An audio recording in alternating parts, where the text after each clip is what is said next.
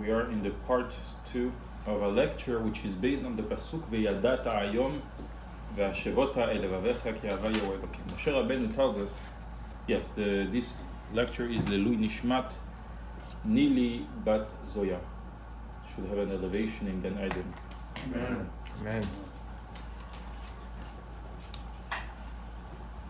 Remember last time in part 1 of the lecture, we translated that verse, that pasuk, where Moshe Rabbeinu tells the generation that will enter the land of Eretz Israel, Veyadata, and you will know, and you will internalize, you will realize today, and you will bring to your heart the idea that Ahavaye, the name of Hashem, which is Avaya, famous name of Hashem, Hu Elokim, is the same as the name Elokim. And Moshe Rabbeinu says it right after he recalled the idea of our nation leaving Mitziat Mitzrayim, leaving the Egypt, the slavery, and about to enter the land of Israel. So what is the connection between that verse? But before that, I want to go back on one notion that we want to understand better. We know that in knowledge there are 3 types of knowledge.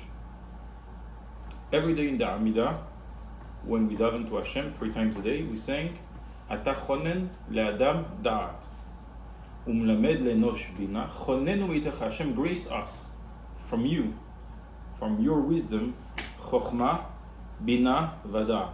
3 types of knowledge. What's the difference? So chokhmah is just the ability to process information. There's information in front of you, there is a text, there is someone speaking to you, and you will listen to what he says, and you will be able to process what he tells you. That's the basic chokhmah. Bina is a little more refined. Rashi says on the Torah, when Moshe Rabbeinu wanted to place judges on Am Yisrael, Yitro of this parasha told his son-in-law, you cannot handle all by yourself all the judgments, all the disputes in Am Yisrael. You need to place people that will be able to manage it with you. So he tells them that you need to find people nevonim. What is bina? Navon, the same term. Understand. It's a different type of understanding. It's more nuances, the capacity of deduction, also deriving things.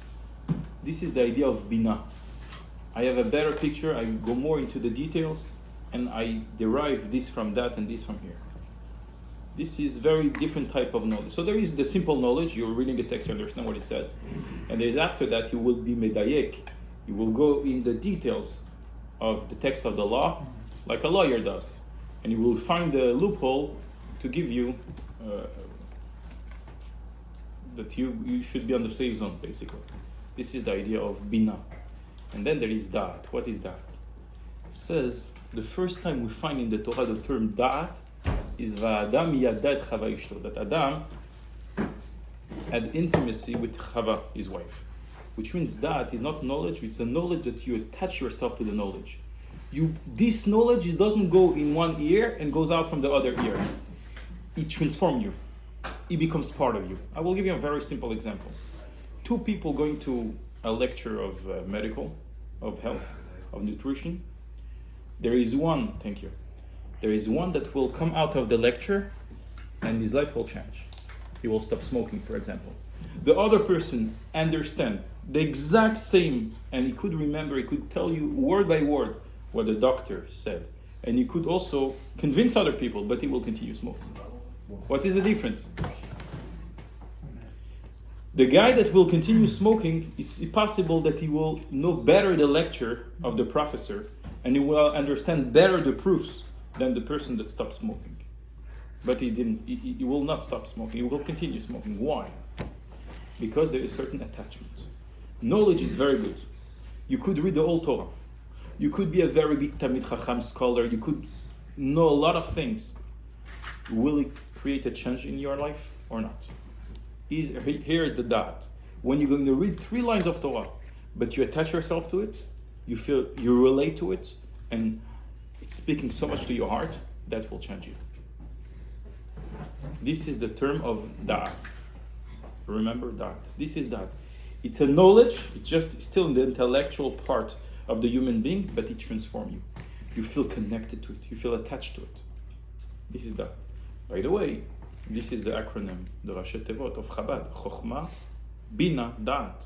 Because the philosophy of Chabad is to study Kabbalah in a way of Chokhmah, Bina, Da'at, which means, first of all, to read information of the earlier sources, like the Zohar HaKadosh and other, the Maral of Prague, the Rambam philosophy, and all those things.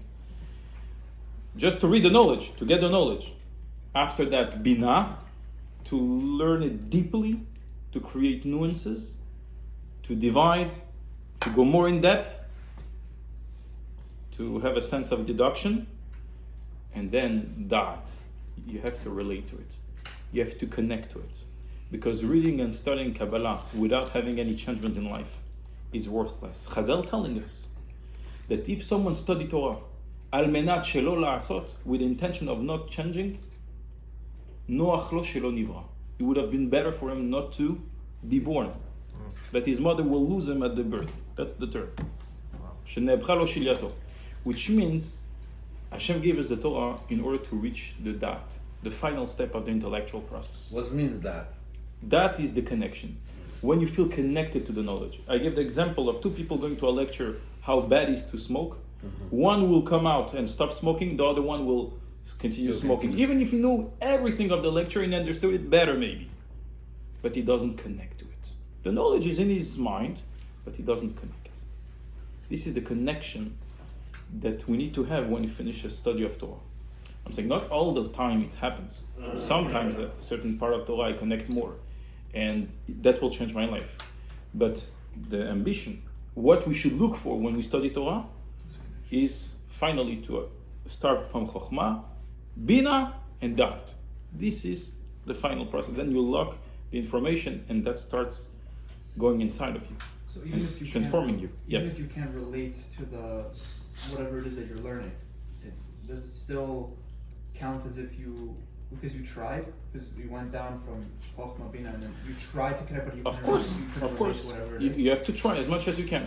Some people will feel very simple. Some people love to study Gemara. Some love to study Halacha. Some love to study Midrash or Kabbalah. Different types of different areas in Torah. But all of them must to connect to the part they learn. Which means if someone studies Gemara and he says, oh, I'm not applying this to my life. I'm a Jew in the heart. I'm not putting on tefillin. So this is very negative. This is not why the Torah was given to us. This is not why the Hashem gave us the Torah. Hashem gave us the Torah that in every area in Torah you're going to learn, you're going to go through this process of Chokhmah Bina Dat. But again, that is not acting. It's still a knowledge, a meditation of how to connect to the information I just read. And it stops there. Then after that, the Dat, it's called something that engage the emotions, the midot, the ava ve'irat Hashem, the love and the fear and the respect to God, and that causes you to start putting on tefillin. But if you just study Torah just like you study science, so chaz v'shalom, you cut off the connection from the intellectual process to the emotional process that cause you to start acting and serving Hashem like it needs to be. But I know somebody who, for the past 10 years, he's trying to connect, but he can't connect. Every time he wants to put a tefillin on, something happens, then he forgets to run the whole day. He forgets to? Like he doesn't make tefillin, for example, a first priority. Like he's slowly getting disconnected. How do you bring that connection back? So the idea is to read the text, but not only to read the text. After that, to have the meditation, to relate to it, to connect to it, which means you're thinking certain terms, certain studies will touch your heart. Some people is more through stories. Other people is more through logic. Other people is more Kabbalah. You speak to them about spiritual ideas and they connect very, very much to it. Every person has a different soul. You're going to be impressed of something that I don't going to be impressed. And I will be impressed of something that you don't going to be impressed. Like every single person. Like you read Tehillim like every day. Yes. Why you never put tefillin on? So here we have to explain and to read with him, to bring to his consciousness how tefillin is much more important than Tehillim. But just out of ignorance, maybe he doesn't know. We have to bring the awareness to him. And more than everything, maybe the consciousness. When he will take this in consciousness to da'at, that's it. Then for him it's impossible. It's impossible. Just like the person that you could explain him that brushing the teeth is so important. But as long as it doesn't have this consciousness, he's going to take a shower for a half hour, but not brushing his teeth every single day. That's the same idea. So the question is, how do you bring it back to So I think it's our mitzvah when we see someone like this that doesn't have this consciousness is to just speak to him about the importance of it. Maybe I am not going to be the one that will change his life, but another person. If every single person feels the importance of sharing with others the information you have, so then we have a lot of impact on each other. That's for sure. But you don't think, Rabbi, some of it, most of it is psychological also? Meaning? A lot of people just, lately I've been noticing a lot of people just turning away from doing things. It seems like a lot of people are just like getting depressed and just don't want to do nothing. See, because sometimes to get an emotion, it's also psychological. You know, you can't just get an emotion if you're emotionally numb to everything. So this, I would say, this is a different problem. Yeah. It's a person, some people psychologically they are not stable or emotionally they are not stable. And that's why they are in a lack of activity. They are not active in their life. Yeah. And Chaz Hashem, we could become very easily a consumer and not a producer. And this is a different area that needs to be done and dealt with professional. Yeah. I'm saying psychologists and people that are professional in that area, how to take the person out of depression and anxiety or any problem that could be. This is a different, that will be in every area of life. But I'm saying, how do we know if the person has that or he's just not connected to just like whatever he's reading? Very simple. If the person that we spoke about, for example, is very active on a daily basis, and he goes to work and he takes care of his family, and he's brilliant and he's a successful life. Yeah. But just he doesn't know the priority. He thinks that Tehillim, reading Tehillim is more important than Tefillin, so then he just has a lack of knowledge, or lack of awareness, and then we have to speak to him about it, to read texts, to read how Moshe Rabbeinu speaks about those things. Yeah. And the inspiration will come somehow, maybe through stories, maybe through analysis, or each one with different Ways to approach. Yeah. Every person has become impressed and could change through different ideas, different approaches. So this is what I want to speak tonight about Chokhmah Bina V'Da'at. The idea of Da'at is a very specific idea that Moshe Rabbeinu wants us to internalize, to connect that Havaya is Elokim. We spoke in length that the name of Havaya in reality is the source of the revelation of God in earth. All the God light that Hashem brings to this world, the Shefa, it provides a lot of energy to this world. This is represented by the word Havaya. 26, when we give to Shem Havaya, that the numeric value of it is 26. This is the idea. Shem Elokim, that we say, Baruch Ata Shem Elokenu, Elokim is the restrictions like we spoke in part 1. And Moshe Rabbeinu tells us you should be aware and you should understand and internalize that in reality both ideas are one. And we kept on asking, how is it one? There are different, there are opposite aspects of Hashem. One is the revelation of Hashem, the source of the light of Hashem that comes to this world. And the other one is the source of kelim, of the vessel, of the restriction, of the division, of specificity. Din also, restriction, yeah. We explained then that the division and the specificity of certain things is specifically through the Elokim. If you have a house, I have a house, so each house is different. Each one of us will organize the house differently. This comes from the division, the power of dividing. If everything is included and together, so there is no division, there is no space. We are all together, the same color, the same everything. So the division comes from Shem Elokim. Are they balanced out? Shem Havaya and Elokim? Yeah. Of course. But Moshe Rabbeinu doesn't tell us that they are balanced. He says that they are one. They are exactly the same thing. They are the same idea. How it's possible? They are opposite aspects. And we brought a lot of examples. For example, a certain logic. The koach hasechel, we explained that the brain has a capacity of creating logics, no limits. And it's not like a box that when you ask him a question, all of a sudden he pulls out a card. No, there is a koach hayuli, we call it in Kabbalah koach hayuli. The koach hayuli is the potential, the intellectual capacity of creating no limit logics. At any question that you're asking a human being, simple question that of his level, he could be processing, thinking, and then give you an answer. And that's not, he's not programmed like a computer. A computer is programmed. You're asking this question, he has already the answer, just he pulls it out.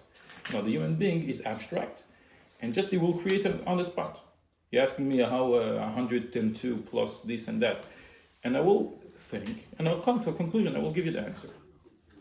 So it's on the spot. It's koach hayuli as the capacity, is an abstract power of processing new ideas, and as soon as I need it, I will apply it. I will create the logic.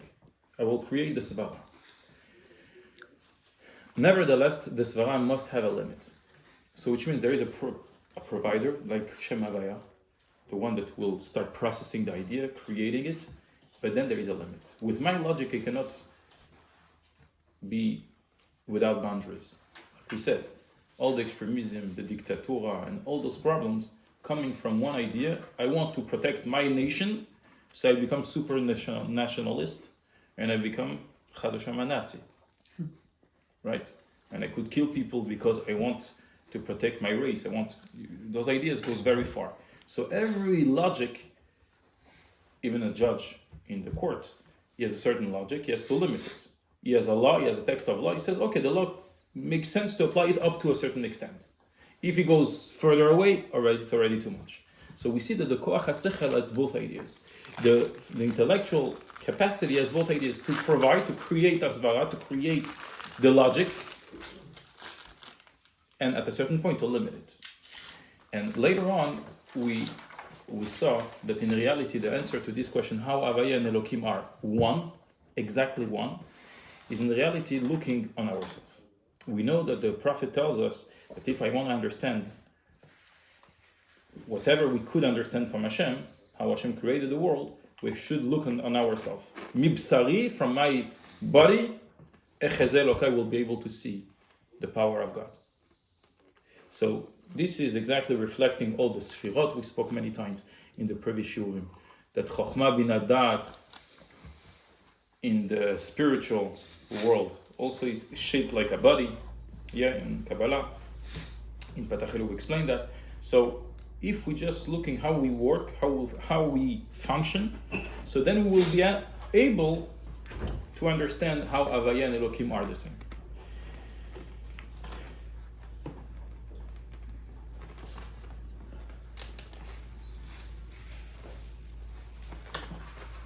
Then we finished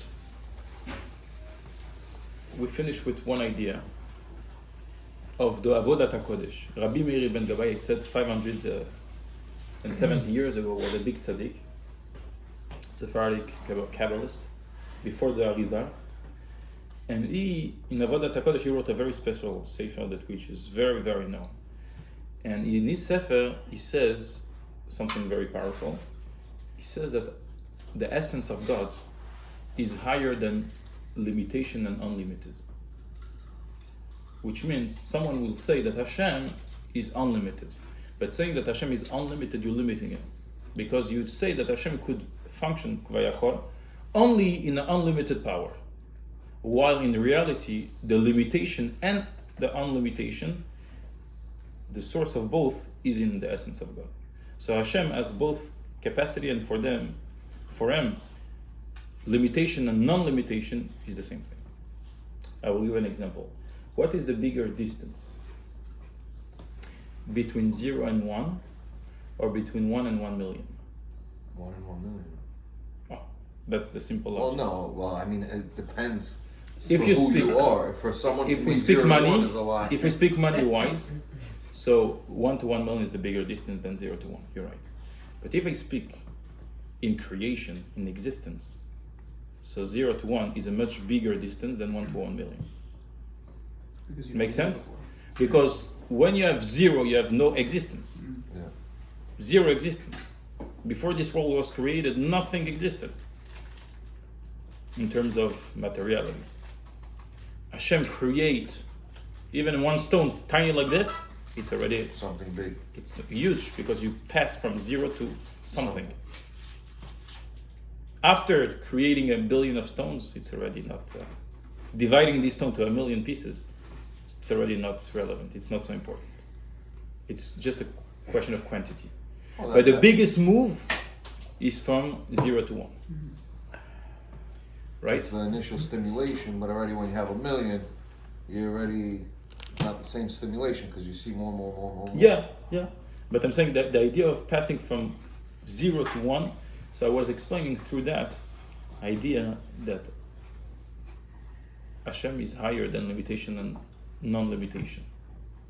Limitation and non-limitation is the same thing. 1 and 1,000,000 is equal to the prior step of 0, to the non-existence. Which means when Hashem is the true existence and he will start creating things with a non-limited aspect or with a limited aspect, is the same thing. So through that we understand already what Moshe Rabbeinu tells us. Moshe Rabbeinu tells us Havaya Elokim are the same, which means in reality are just like the left arm and the right arm of Hashem, if we could say so. There is no arm to Hashem, of course. But I'm saying it's just two tools that he will use to create this world. Certain things in the world will be unlimited. I will say very simple. The movements and the motion of the sun is created, Hashem implemented with a non-limited power. It's already 5,783 years that the sun has the same routine. And he goes with the same speed, without interruption. And this is coming from what aspect of Hashem? The non-limitation. Hashem puts the Shem Havaya in the sun. And there is this world myself. I am limited, I'm taking a certain space. I'm taking half of a square foot. Yeah? And not more than that. So I'm limited. Where this limitation comes from? From Shem Elokim. Right? The time is limitation also. Not only the space, the time is limitation. When 3 seconds passed, those seconds will never come again. That was the time. That's it. Never again. So there is a certain limitation. So that comes from Shem Elokim. But isn't it that we are the one who's limiting? We'll come to it. A very good point. Very good point. You're asking if the limitation is only from our hand. It's true. We will discuss that in a few moments. But in our eyes, there is two aspects of Hashem. Hashem creating this world with limitation and non-limitation.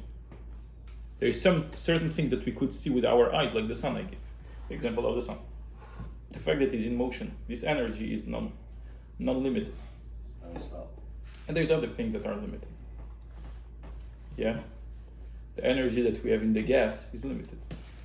You have 20 gallons tank, and then after that it's disappear. You need to go to a second time to the gas station. So I think I know where you're getting with this. But go ahead. I know where you're getting with this. But it's also the same time how you're going to use that energy. So, based on that, He's trying to say the materialistic time, this and that, it's all with limits. Your connection with God is unlimited. Right, it's true. so we'll see now. Yeah, you're right. That the connection with God is higher than time. By the way, it says in Tanya that when we're learning a concept of Torah, so maybe you learn for 5 minutes, 10 minutes, but the attachment is higher than time. This attachment will remain forever. You were on a seat with a text 5 minutes, but you created a certain attachment to God that will remain forever. This attachment will remain forever. It's very impressive. But I will continue now. We understand better the idea of Havaya Elokim, which is Havaya Elokim. Havaya in reality, and Elokim, which is the limitation, is not covering and doesn't conceal the idea of Havaya. Because since they're coming from the same essence of Hashem, the essence of God, which is higher than Havaya Elokim, the two aspects of limitation and revelation. So that's why one essence cannot limit and cover and conceal the same essence. We say, for example, we bring that from halacha. In halacha, when I want to say a blessing, I cannot take off my kippah and put it in my hand. Why not? My head is covered, not with a piece of material, with my hand. Why not? Doesn't work. You can't say a bracha like this. You have to put a hat or even anything. Even this will be enough. If I have no kippah. How come? Because since my hand is part of my body, is part of my essence, in order to cover, to show a covering on my essence, I cannot use my essence. I cannot use a part of my body to cover my body. I need to use my sleeve, for example. My sleeve will be enough. We see that in halacha, in Shulchan Aruch. That gives us to understand that an essence cannot cover an essence.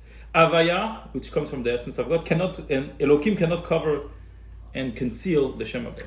Which means in reality, this is Moshe Rabbeinu telling us. You think in your eyes that Elokim is a limitation, a concealment of Havaya.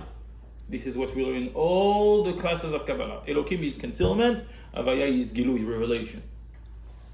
This is what you think. This is how in our eyes. But in reality, since Elokim and Havaya are coming from the same essence of God, one cannot cover the other. It's just what we see from our perspective of creatures. Our imagination. Okay.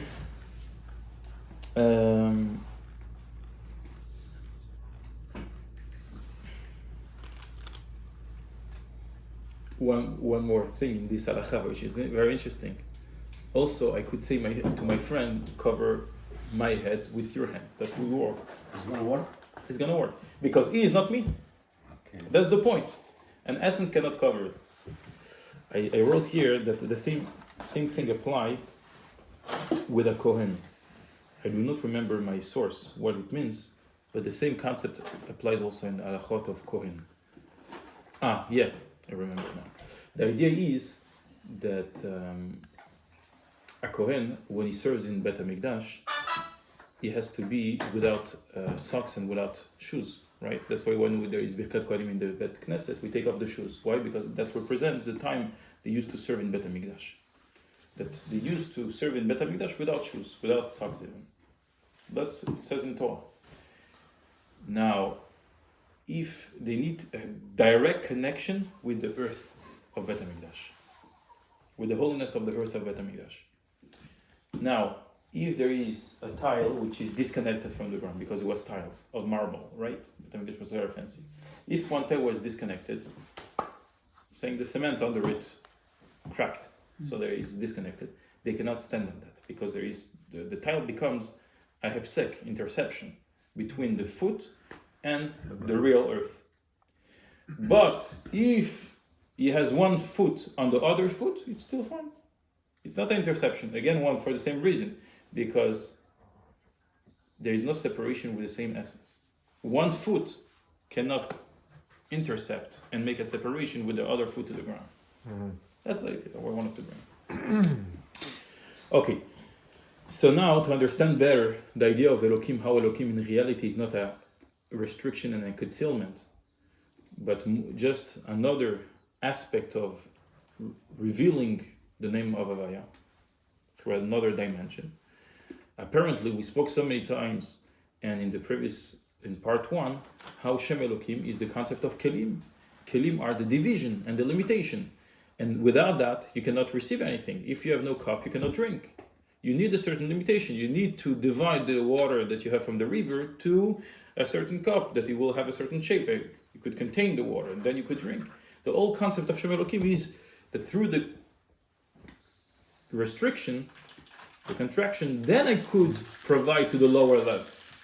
So how could you tell me that Elokim in reality is not doing his task? All his task is to contract and to limit. And now you're telling me that in Elohim in reality is the same as Havaya. So here we'll give a beautiful example, like we spoke before, the idea of that, of daily life. We need to relate to it, to understand it, how the concept of Elohim affects our daily life, on our behavior. He gives a beautiful example. He says you have a very special Chacham, very knowledgeable person, very wise, and he needs to give a lesson to young children. How does he do that? If he starts giving all the information that he has on the verse of the Torah, the children will not understand it. Zero. So what he will need to do, he will need to tell them only the superficial translation of the pasuk. You cannot tell them all the explanation, the depth of the pasuk. They are not capable. Or if he speaks to ignorance, they cannot understand. They are not familiar with the terms. They will not understand anything. But if he gives them only the superficial and very short version of what the pasuk means, then they will be able to understand. The children will be able to understand. So, in reality, in the eyes of the children, it's a very short content. But in the eyes of the teacher, this content represents all the 10 pages of knowledge he has about it. Torah tells us in Gemara Psachim, in the beginning of the Gemara Psachim, it says, Leolam yeshane adam letalmido bederech ktsara. A teacher, the best teacher, is the one that is capable to deliver the content in a very short sentence. In a short lesson, he could give all the content he wants to deliver. He could speak in a half hour, he speaks 15 minutes. This is the good teacher. He chooses vocabulary. He chooses the terms that he wants to use. And exactly those terms he will use, he prepares his shiur, his class, that is the best teacher. And he will speak very short. On every single topic, he will speak not more than 2 sentences. And the children will understand, the people in front of him will understand. That's the best teacher. Why? Because eventually, obviously, a teacher is a higher level than a student. A student is on a lower level. He's now to receive from the teacher. If I want to receive from someone which is higher than me, so I need him to limit himself. If he doesn't limit himself, I'm not going to be able to understand anything. The possibility of building someone intellectually is only if the teacher puts his essence on a side.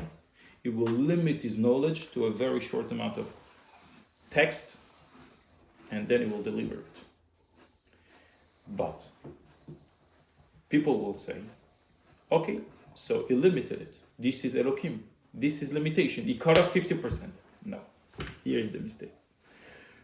In the eyes of the ignorant, of the little child, at that point he thinks that he got only 50%. The Rabbi on this pasuk, the very big, wise and talented person, on this pasuk he knows 100%, he gave me only 50%. In reality, no. He gave him the 100% in a 50% of text. Now, the child at that point, he doesn't understand much. He understands only very few things of the pasuk. But with the years, hearing those words within the next 10 years, 15 years, 20 years, slowly will start to realize all the knowledge that is teacher. So the student becomes a teacher at the end. The student becomes the same level as the teacher. With what? With 50% delivery of what the teacher gave him at that point. But that was 20 years ago. The 50% will become 100% through the time. So it seems to be a limitation. It seems to be a cutoff, a restrictions. But in reality, this restriction is not a restriction. It's a restriction just for the person to be able to receive it. But in reality, it contains all the 100% of information. This is the real idea of teaching. This is the real idea of a teacher and a student. This is a talented teacher and a talented student. I'm saying, and the student then is able to receive all the information. Not only that, the teacher many times, in order to give the content to the student, he will use the idea of examples. You want to explain a concept in science, in astronomy, and he will give an example of balls.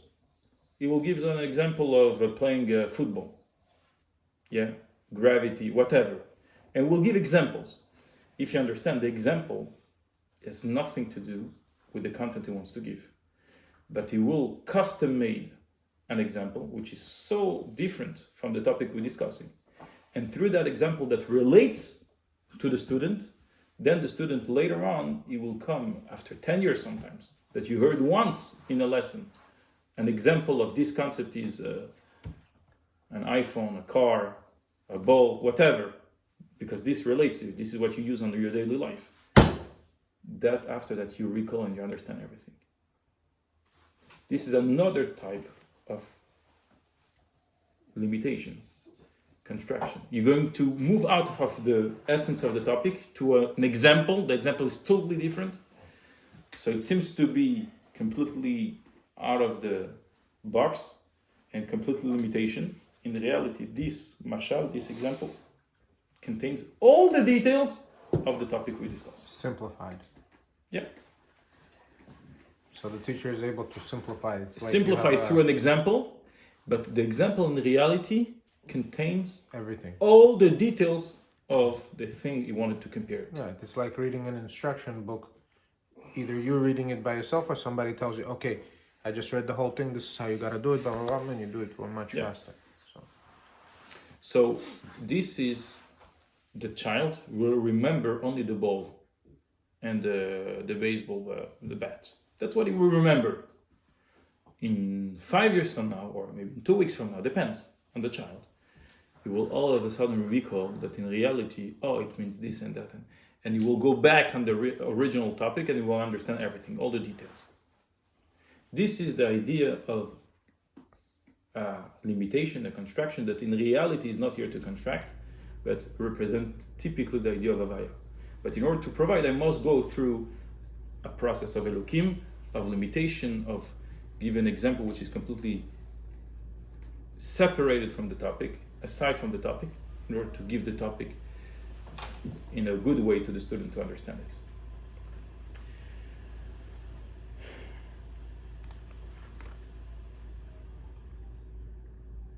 We see that in Mishnah and Gemara. Yeah, Mishnah and Gemara. For everyone that is a little familiar with Talmud, the Gemara, we see something unbelievable. An average Mishnah, how many pages of Gemara has? Average Mishnah would say between 3 pages and 10 pages. And all of those 10 pages of Gemara are based on a Mishnah, a small text of 5 lines. And the Talmidei Gemara, the Amoraim, the Chachmei Gemara, the sages of the Gemara, sing in the Mishnah every single letter, every single. Why the Tana use that term and not this term? It means this and that. Why this Mishnah in this order and not in that order? Because this and that. And you have 10 pages of development on 5 lines. So that's totally opposite than what you said just now. So I'm saying that Rabbeinu HaKadosh gave us a certain content. 5 lines. Because he wants us to be able to receive. When you study Mishnah, you're a 10-year-old. Yeah? The way that Moshe Rabbeinu set up the system of studying Torah, 5 years you start the Chumash, the written Torah. The Mishnah, the oral Torah, you start a 10-year-old. A 10-year-old boy cannot understand all the Gemara yet. You have to tell him simple facts. But those simple facts that he studies, simple facts, it seems to be very easy. But the terms and the vocabulary of those facts that are very easy to read, in reality they are custom made. They are calculated and Moshe Rabbeinu thought it over and over and over and over. Every letter is calculated to give you an understanding when you're going to become 20-year-old, 15-year-old, to be eligible to start learning Gemara, like it says in the Mishnah, 15-year-old we start Gemara. Then you're gonna recall, oh, this word in the Mishnah meant that, and this word meant that, and this letter meant that. And then you come to receive all what Moshe Rabbeinu had in his mind, all what Rabbi Yehuda Nasi had in his mind, you got it only 5 years later. This is the exact same idea of Shem Elokim, Mishnah, construction, only 5 lines, simple. Rabbeinu HaKadosh, Rabbi Yehuda Nasi that wrote the Mishnah, had to construct in the 5 lines what the Gemara speaks in 10 pages. But he had to do it. Otherwise, the little boys of 10-year-old, the new student cannot contain 10 pages of Gemara. They go crazy. They don't have these skills yet. So he gives simple facts. But those simple lines contains all the length of the Gemara. After that, what's so funny, by the way, one of the most enjoyable part that you do when you study Gemara, after you finish the 10 pages of the Gemara, the 5 pages of Gemara, you reread the Mishnah. And then you see, oh my God, this Mishnah that I read it like a 5-year-old boy, and now I see it totally different. Every single letter shine and gives me a new perspective. I understand that those 5 halachot connected to that word, these 5 halachot connected to the other word. Every line of the Mishnah is a different word. And you feel it, then you see how in reality this construction was not a construction, was just the opposite. Shines and have all the information. Just for a temporary amount of time, I needed to put it only in 5 lines. This is the Elokim, 5 lines, but in reality Elokim contains all the revelation of Rabbi. So how come we have to? So for those 5 lines, usually, like let's say, when we're reading the Chumash or the Torah, you need to go and learn what Rashi is writing just to get that little understanding. How come we can't understand the simplified version so easy? That's very simple because we are not the generation of Moshe Rabbeinu. We lost our skills in Hebrew, in the Hebrew of the Bible.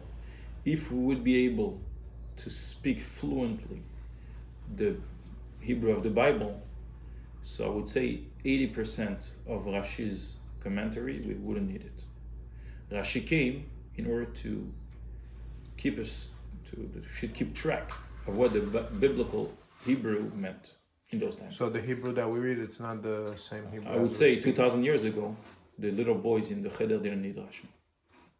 They didn't need Rashi. They spoke that Hebrew and they understood, and they were very familiar with the vocabulary and terms. So they read the pasuk of Torah, they understood it perfectly. So you speak Lashon HaKodesh. Yeah. Later on, with the Galut, with the diaspora, we lost completely track of the biblical Hebrew and the slang. So it's not the same language. I'm saying it's not about language. I'm speaking about. Same letter. Understand? I would say you have the English of now, and you have the English of 400 years ago. I'm sure that if you would go back to 400 years ago, you wouldn't understand 50% of the English then. Yeah. If you go back to Great Britain, 400 or 500 years ago, you don't understand. Different dialect. Because the slangs and the tunes and the intonation are so different. So even a Israeli boy today, or 5-year-old, you give him a Tanakh, he will get maybe 40% of the content, 30%. But all the expressions, he's not going to understand. And then you need Rashi. 2,000 years ago, they didn't need it. Как английский сейчас и в Лондоне. So, Latin, English, and English. Yes.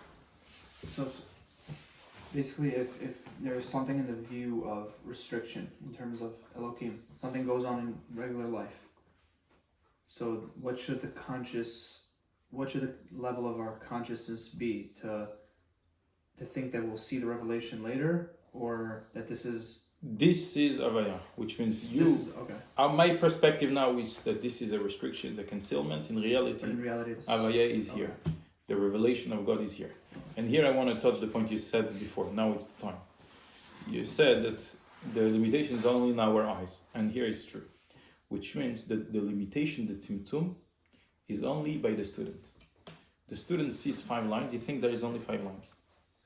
You read a Mishnah for the first time in your life, you think there is only simple information, 3 halachot, simple, easy.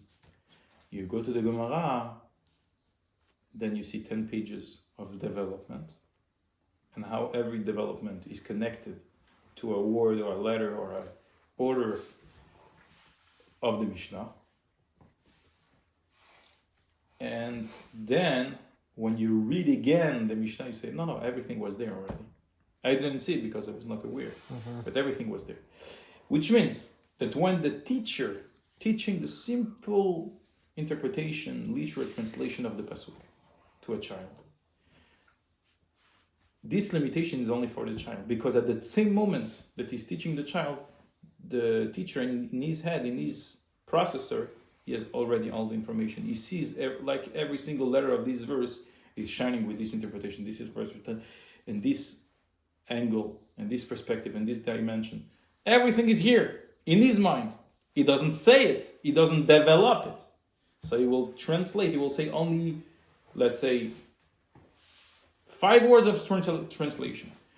But by him, those 5 words means totally different. By him, in his mind, at that same moment, the 5 words means 5,000 words. So which means that the concealment is only in the eyes and only in the perspective of the student. The teacher at the same time is limiting himself, is not a limit. Because in those 5 lines, he has the 10 pages already. It means a lot. At the same moment, he sees shining the 10 pages of development as he reads the Mishnah of 5 lines. So the concealment and the limitation is not existing really. It's really existing only for the student and in a temporary situation, not in a permanent situation. So this is what we learn for now, that Elohim that we have tonight, I'm saying today, we see concealment of Hashem, etc., through the nature of this world. Everything is explained in sciences, etc. So we think that there is no God, there is no revelation of God, everything is concealed. But in reality, the concealment is only in our eyes. As a creature, you think that, okay, the sun goes from east to west, and this, and the water goes down. Yeah, there's gravity and all those things.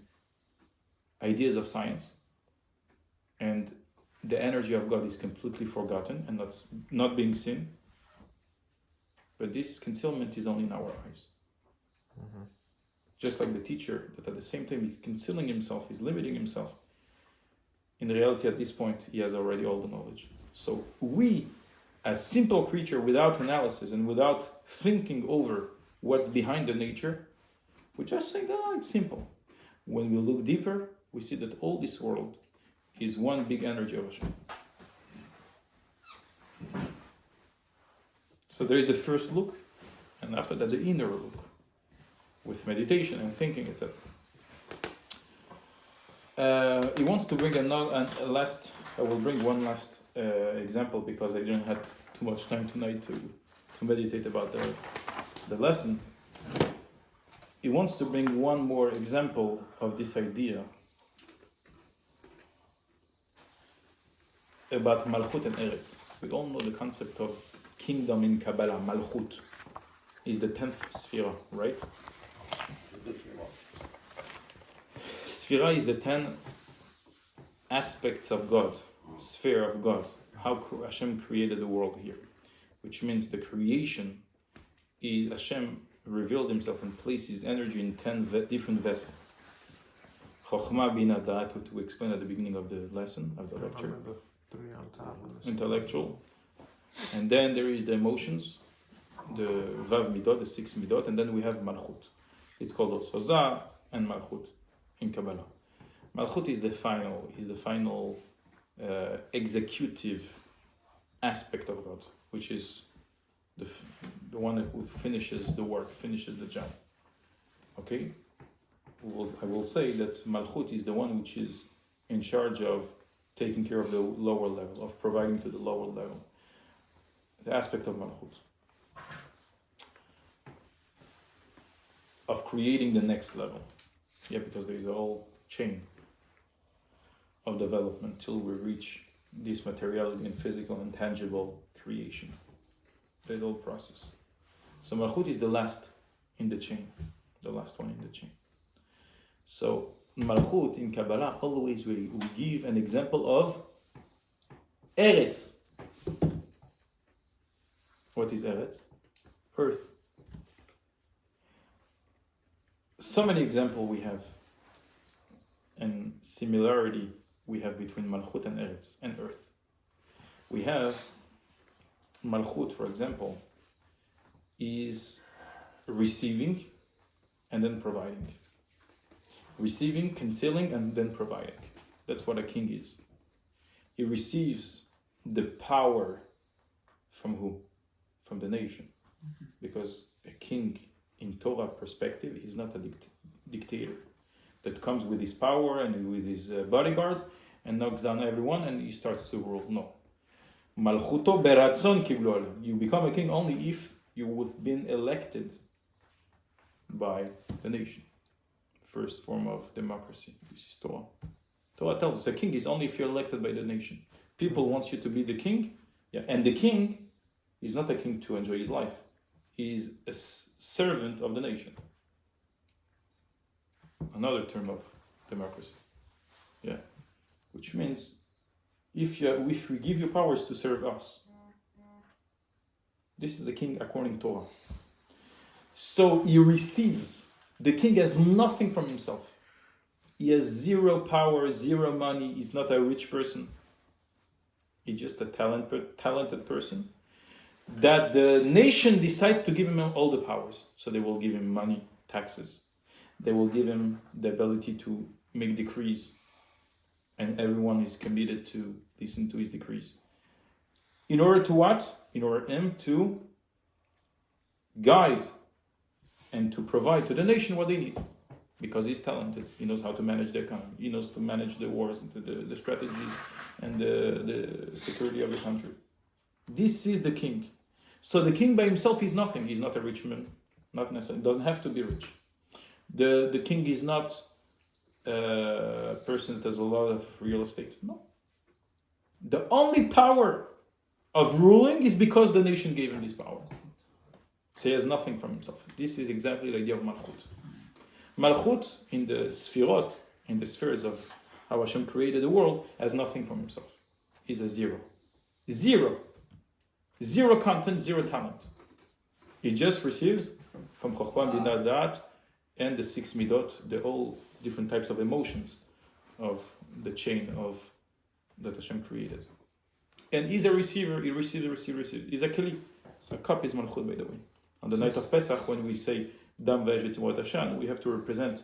It says in Kabbalah, in many Agadot, it says that we have to represent that this is Malchut, the cup that we're holding in the hand, the night of Pesach, and we drink 4 times from it, is Malchut.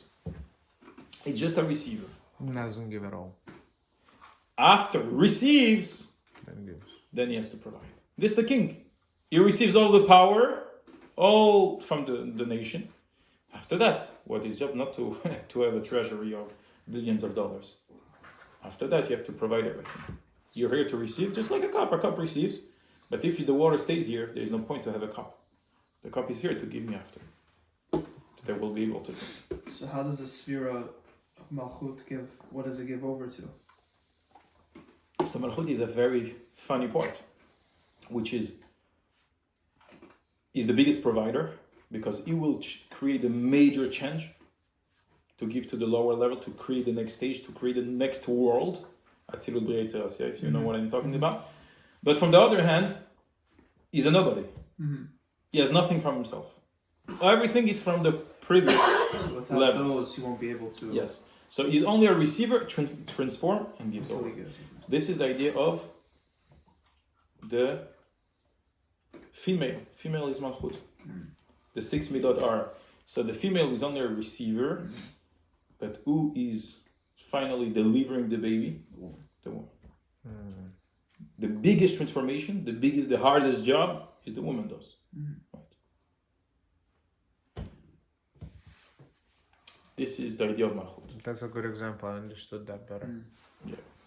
Sure. Malchut. The example of Malkut. So he said the female is a receiver. She's a constant receiver, right? But after she receives, she's the one who actually gives. And what she gives is a baby, right? So And the biggest transformation is through the woman. Malchut will create the biggest changement in the family. There was 2 people, and all of a sudden we are 3 in the family. three entity, three different existence. Who created that? Malchut. So even if the major part of the provider is the man provides, I could go in details, but this is a different subject. What is the man providing? What the woman provides according to Kabbalah? But I want to say that the major part of the child is the man provided, and the woman the majority is a receiver. But the woman will make the change, the actual change. This is Malchut. The same idea with the earth. Same idea with the earth. And this is what I said. The earth is Malchut. Every Erev Shabbat, there is a minhag al-Mekubalim to read Patach Eliyahu. Over there we said Malchut Eretz. Malchut is Eretz, the earth. You're taking a seed, you're putting it in the ground. And the ground is nothing. It's just a receiver. It has zero skills whatsoever. You just step on it. But it has the capacity of transforming that seed in 20 grains. So he receives, and for 3 months you see zero. You're just a receiver. You don't see anything more, and even the grain disappear. And after 6 months, you see all of a sudden a wheat stalk growing. So there is 2 steps in Malchut. Our globe is also, so there is the part which is the step which is a receiver and then a provider. The same idea on our globe. We have parts of water, parts of land. We have parts of land and parts of water. The parts of water is concealment, where everything is covered, you don't see anything. Where the earth is represented by the Malchut receiver, Mekaber, Almadeit Kasi. And there is the land of our globe, which is the production. Majority of production is on land, right? Not on the water. Today we have hydro. It's a different topic. But all the factories and the development is on the land. This is the aspect of Malchut, which is already a provider. All of this is just an example to explain you that this example is also Elohim. Because in reality, the example of the globe for the Malchut, which is spiritual, is very limitation. You explain something very, very spiritual and abstract of sphere that God created in the spiritual worlds, and you give an example on it from the globe, from the earth. This is complete limitation.